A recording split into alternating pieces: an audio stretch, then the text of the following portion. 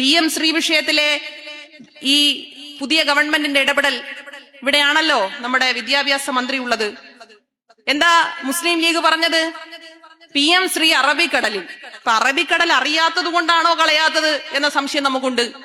അറബിക്കടൽ ഒന്ന് കാണിച്ചു കൊടുത്താൽ ഞങ്ങൾ ഇത് എറിയും എന്ന് പറയുന്നവരാണോ മുസ്ലിം ലീഗുകാർ എന്ന സംശയം നമുക്കുണ്ട്. ജനങ്ങളുടെ വോട്ട് വാങ്ങി വിജയിക്കുമ്പോൾ ആ ജനങ്ങളോട് നീതി കാണിക്കാൻ ഇവിടത്തെ മുസ്ലിം ലീഗ് ആയാലും കോൺഗ്രസ് ആയാലും അവർക്കെല്ലാം കഴിയണം. PM ശ്രീയുടെ കാര്യത്തിൽ പറഞ്ഞു, ഇതിൽ നിന്ന് പിന്നോട്ട് പോയാൽ പണം ലഭിക്കില്ല എന്ന് പറഞ്ഞു. ആരാ പറഞ്ഞത്? മുഖ്യമന്ത്രി പറഞ്ഞു, വിദ്യാഭ്യാസ മന്ത്രിയും പറഞ്ഞു. അങ്ങനെ പറഞ്ഞതിന് ശേഷം എന്ത് സംഭവിച്ചു? കേന്ദ്ര സർക്കാർ തന്നെ പാർലമെന്റിൽ കൊടുത്ത മറുപടിയിൽ വിശദമായി പറയുന്നു, PM ശ്രീയിൽ ഒപ്പുവയ്ക്കാത്ത സംസ്ഥാനങ്ങൾക്കും PM ശ്രീയുടെ ഭാഗമായി ഫണ്ട് കൊടുത്തിട്ടുണ്ട്. ആ കരാറിൽ ഒപ്പുവെച്ചില്ലെങ്കിലും ഫണ്ട് കൊടുക്കുക എന്നത് ഭരണഘടനാ പ്രകാരം ഒരു കേന്ദ്ര സർക്കാർ നടത്തേണ്ട കാര്യമാണ് എന്ന് പറയുന്നു. എന്തിനാണ് ഇങ്ങനെ കള്ളം പറയുന്നത്? എന്തിനാണ് ഇങ്ങനെ ജനങ്ങളെ പറ്റിക്കാൻ വേണ്ടി കള്ളം പറയുന്നത്?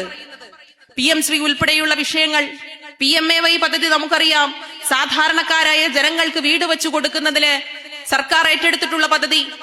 അതിൽ ഒരുപടി മുന്നിലേക്ക് ഏതാണ്ട് അതേ തുക തന്നെ തദ്ദേശ സ്വയംഭരണ സ്ഥാപനങ്ങളും കേരളത്തിലെ സർക്കാരും ചേർന്നുകൊണ്ട് ഏറ്റവും അധികം വീട് വെച്ച കാലഘട്ടമാണ് നമ്മളെ സംബന്ധിച്ചിടത്തോളം കടന്നുപോയത്.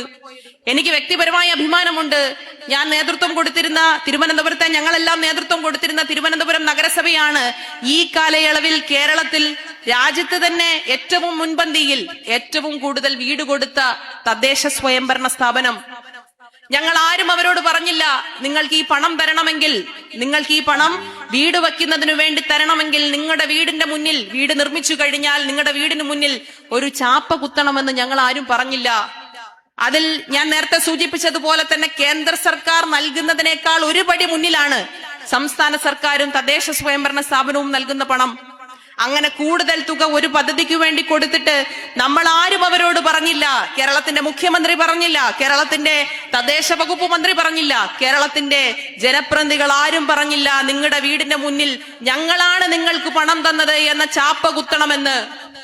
അഭിമാനത്തോടുകൂടി ജീവിക്കാൻ നിങ്ങൾക്ക് കഴിയണമെന്ന് കേരളത്തിന്റെ മുഖ്യമന്ത്രി, അന്നത്തെ മുഖ്യമന്ത്രി ശ്രീ പിണറായി വിജയൻ, സഖാവ് പിണറായി വിജയൻ അഭിമാനത്തോടുകൂടി ജനങ്ങളുടെ മുന്നിൽ പറഞ്ഞു. അങ്ങനെ അഭിമാനത്തോടുകൂടി പറഞ്ഞപ്പോഴും കേന്ദ്ര സർക്കാർ പറഞ്ഞു, അങ്ങനെയാണെങ്കിൽ ഞങ്ങളുടെ പണം തരില്ല.